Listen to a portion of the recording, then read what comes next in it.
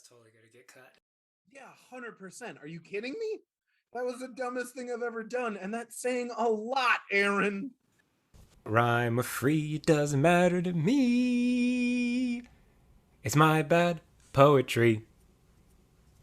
Good day, and welcome to My Bad Poetry, a podcast where we take a deep dive into my dabbling with poetry, primarily between 2004 and 2008 when I was in high school.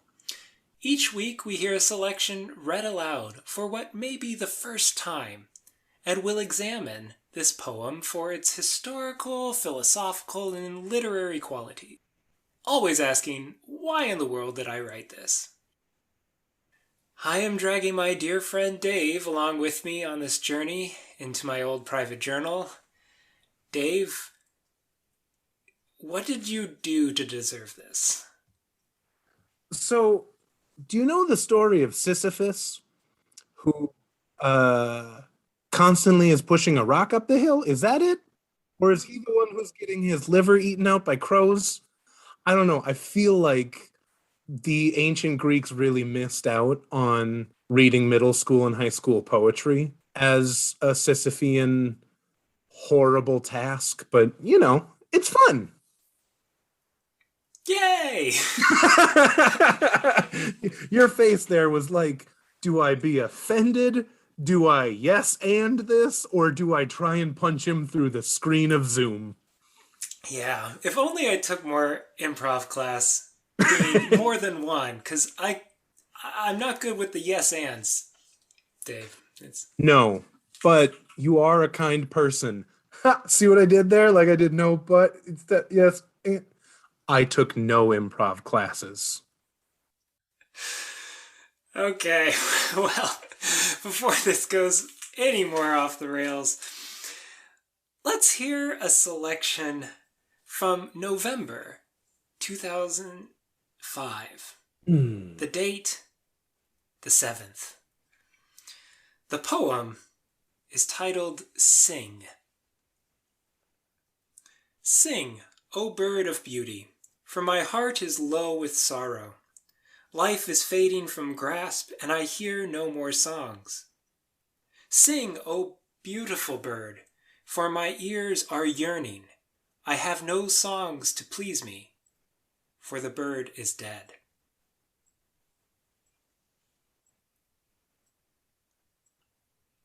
I actually kind of like that. Oh my gosh, Dave, is this a first? Like that was like interesting. It sounded like what's the word? Poetic. Nice. Yeah, I kind of like this one too. Just first impressions, it read well. Yeah. Wasn't too clunky.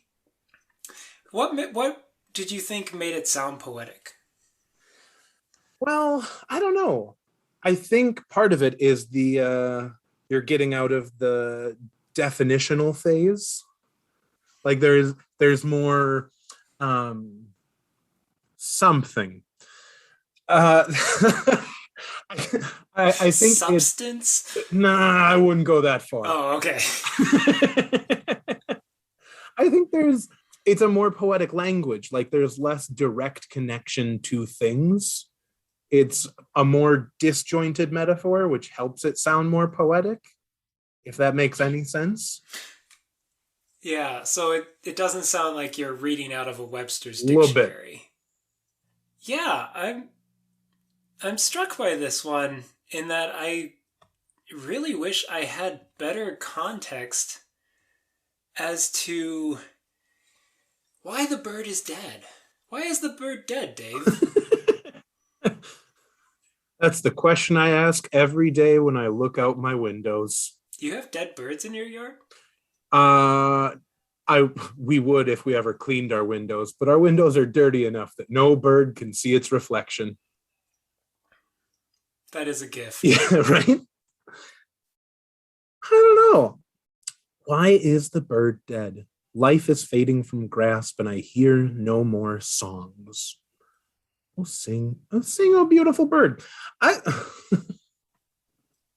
like the parallel between the first line and the start of the second stanza, however you would call that. Sure. Sing, O bird of beauty, sing, O beautiful bird, just kind of switching up how you're referring. Huh.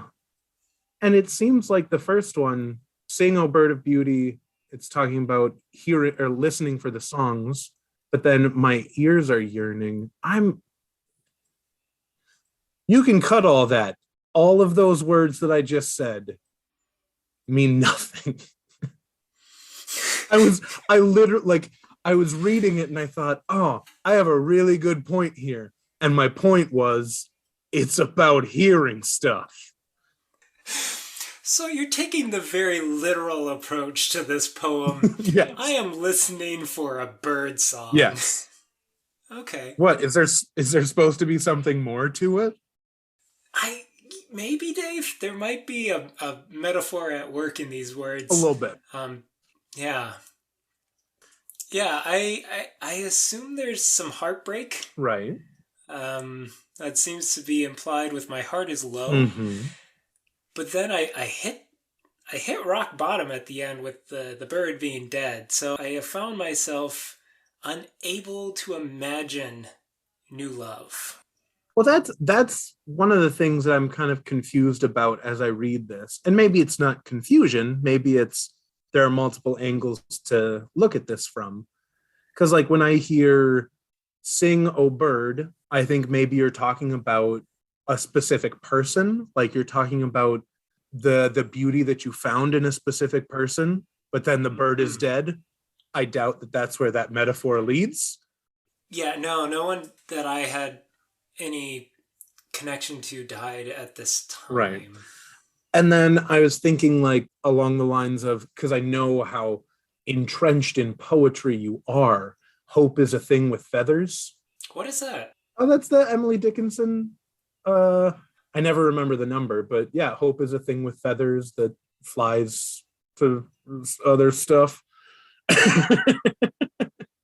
We're really the two people who should be talking about poetry. I mean, really, when you come down to it, what do you need to know about poetry other than to be a boring white man with a buzz cut in their 30s? Ooh, yeah. We're gonna get letters. I hope people understand that we understand how bad we are at this. Yeah. This is all in fun here.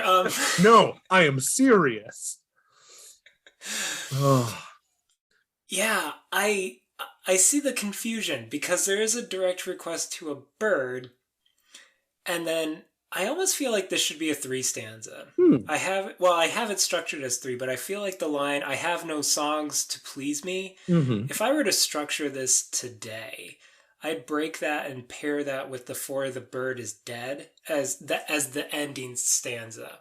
I think I was going for like that turn of the knife or that twist ending. Mm-hmm. That's why I left that line as a stanza unto itself. But I almost feel like that is a separate thought. I have no songs to please me is kind of a realization. I'm making a request to something that is not there. The bird of beauty is already dead. So these earnest requests for a song will never be met. Right. I like the connection you made of hope is a thing with feathers. I think that's what this is going for. The bird is not a specific person or even a specific relationship. Right. It's that hope of new love or that hope of new friendships and relationships and the like. Mm-hmm. Well, and so I'm assuming this was written like freshman year-ish of high school. 2005. This would be the beginning of sophomore year. Okay, yeah. Sophomore slump. Yeah, that kind of makes sense. Kind of that freshman year, you experience that freedom of finally being in high school. You're adult-ish, kind of. You're getting into that, at least you think you're becoming an adult. Mm-hmm. When really you kind of become an adult when you hit your 30s.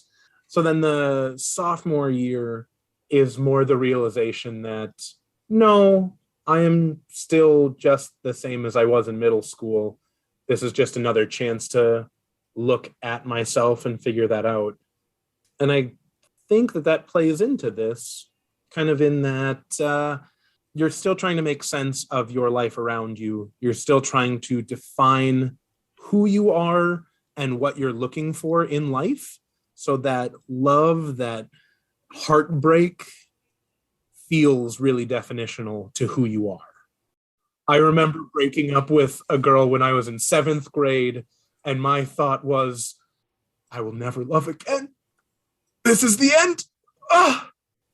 And then, that wasn't true, obviously. You didn't marry your seventh grade sweetheart, Dave? Oh, I mean, we dated for like, I think 2.5 weeks. Ooh. Yeah. That's impressive. Yeah. Just reminiscing now. The good old years. No, I would never return to these years. Right? I think you're spot on. It's this idea of coming out of freshman year, everything is so exciting and new, and just the wall that you hit sophomore year. It's kind of the second year of anything. Mm-hmm. Maybe not, but that kind of the same old grind, or the realization that, oh wait, no, I'm the same person. I truly didn't reinvent myself to my core. Yeah. I had that same realization in college, where the first year I was like, I'm going to do everything different. No one knows me here. I can be an entirely different person. By sophomore year, I was like, no, I'm still me. It's Yep.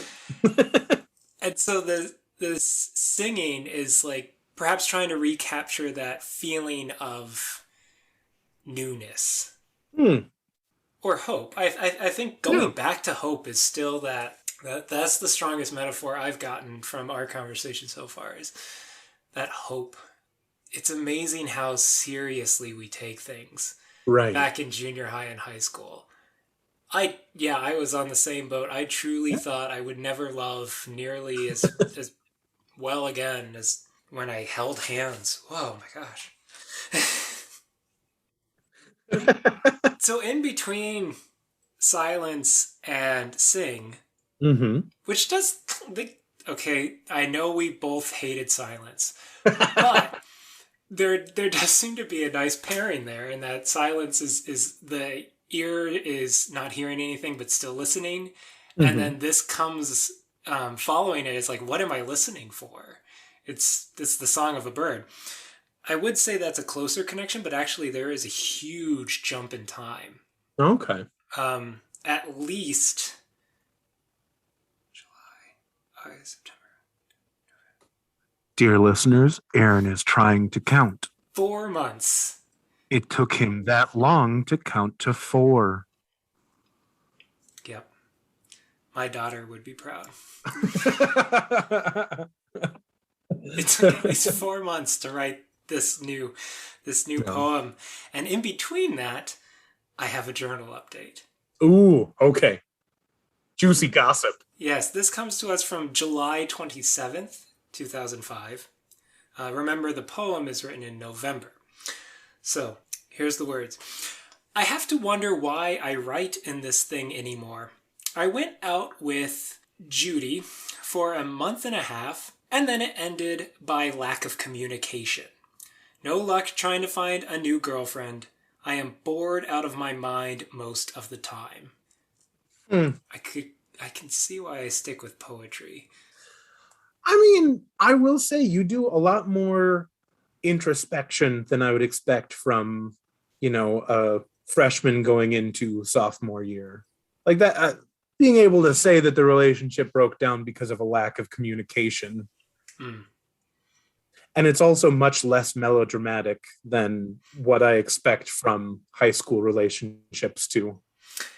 Yeah, but I have to imagine that where the lack of melodrama is in these very state of fact journal entries, they just spill out all over in these poems. I mean, I'm not exactly sure who I was pining after in November, but it could very well have been Judy, and Sing might have been a reference to how this relationship was never going to be again.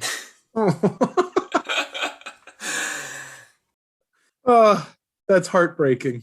No, it's not that heartbreaking, Dave. Oh, you got problems, man. Yeah. I do have 4 separate poems that were written all on this same day. Jeez. So I am very excited to see what follows Sing, because all 4 of these just came in the span of a day. I'm eager for the next 3. We're gonna have a quartet here. Ooh. Yeah. I don't know if they complement each other at all, but Well, we we'll shall see. see. Yeah. So let's see. We've talked about first impressions and structure. What else was going on?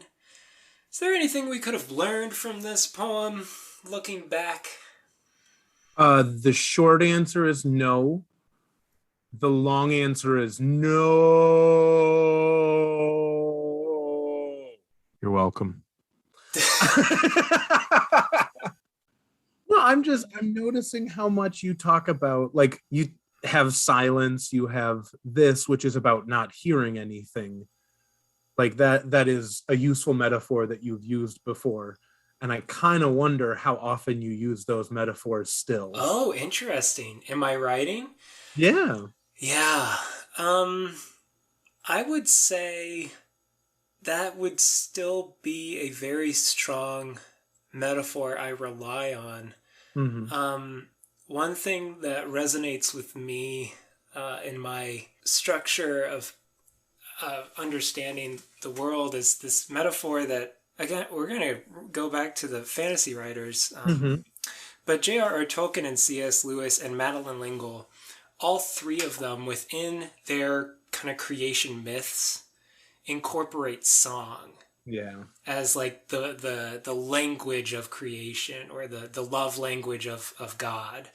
And so that understanding of hearing the song of creation, of hearing the song of God's love, or any number of ways that you wish to construct that, just hearing the resonance of the cosmos. That, I think that is still a way in which I frame some of my discussions around creation in the world, and the ways in which we can be together in chorus with this song. In chorus. Ugh. You and your poetic language. Oh. Okay. You need to get going here. So let's get to our last question that we end each and every podcast with. Dave, is this poem good or garbage? So I am a enthusiastic but very bad woodworker. And I recently got some free wood that was sitting by the side of the road. It was partially molded, so like it was kind of gross and looked terrible.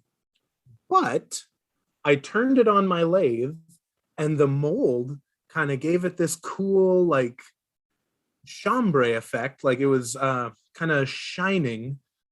So I'm gonna say that this is a little bit like that wood. Someone threw it outside. It got rained on a little bit, but there's some real beautiful lines in it. That may be the nicest thing you have ever said to me, Dave. I hate you, Aaron.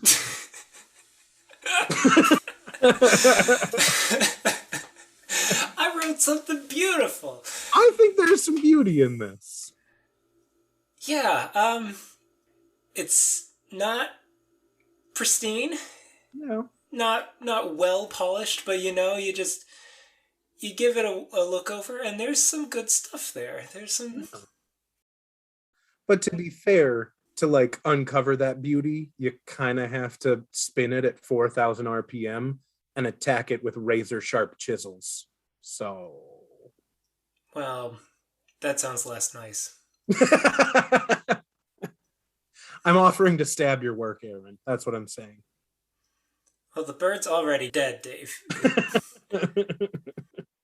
Also, maybe we should change the title of this podcast to Stabbing Aaron's Work. when you do a spin-off, you can name it whatever you. When we come back in 20 years and we do a re-listen podcast of our original podcast, then we can call it that. Yes. Okay. Yes. On board.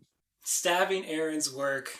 Dave and Aaron re-listen to My Bad Poetry.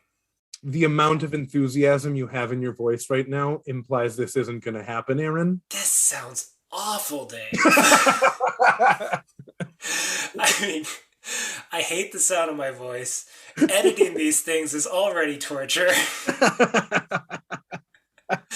I'm more critical than I ever should be about this. Yeah.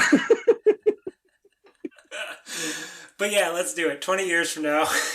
Okay, sounds good. Good. Well, friends, we're going to end this with words from a real poet to cleanse the palate as you go about your day. This poet is called Birds of Prey by Claude McKay. It's a selection from.